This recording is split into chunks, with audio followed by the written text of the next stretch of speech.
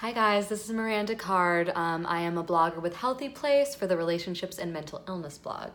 So I've been talking to you guys about my experiences with sexual abuse, first as a child, for about 3 years, around ages 3 to 6, at the hands of a cousin of mine who is quite a bit older than me. And then later, I was on a train and I got drunk and I woke up with a stranger's hand in my underwear. So I talked a little bit about how these experiences impacted my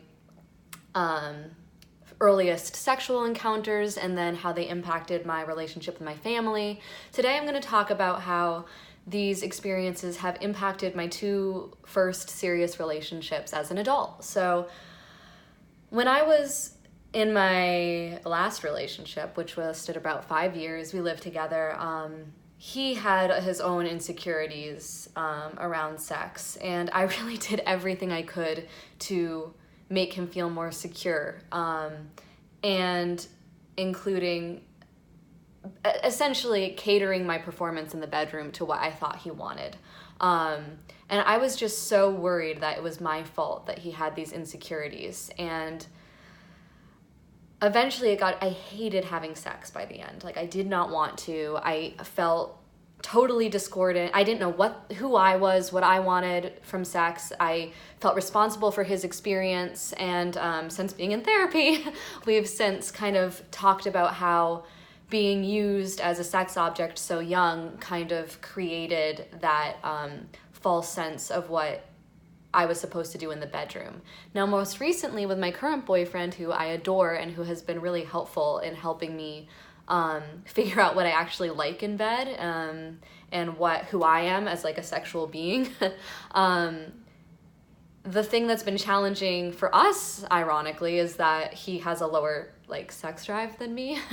And so I have really taken that to heart and sometimes felt like, the fact that he doesn't want to sleep with me on a particular day is really a reflection on my performance or my desirability. And I think I'm just going to end by saying that it's really hard to work out when you've been, when you've gone through sexual abuse, what is kind of normal working out of your sexuality. And I think as women, we all have experienced different types of insecurities and have all suffered from the idea that our experiences and time in the bedroom and, during sex is really about the man and not about what makes us feel good and what's pleasurable for us. So I think